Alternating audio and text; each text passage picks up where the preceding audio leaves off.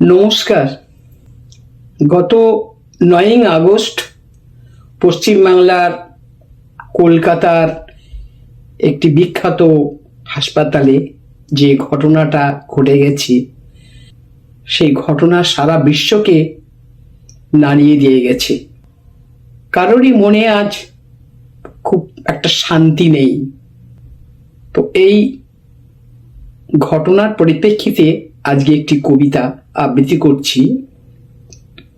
কবি বীরেন্দ্র চট্টোপাধ্যায়ের সাগ্নিক কবিতা। অস্থির হও না, শুধু প্রস্তুত হও।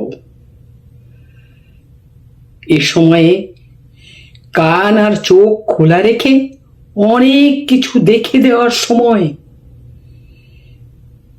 এ সময়ে স্থির থাকতে না পারার মানেই হলো আগুনে ঝাঁপ দেওয়া। তোমার কাজ আগুনকে ভালোবেসে উন্মাদ হয়ে যাওয়া নয়, আগুনকে ব্যবহার করতে শেখা। অস্থির হও না, শুধু প্রস্তুত হও,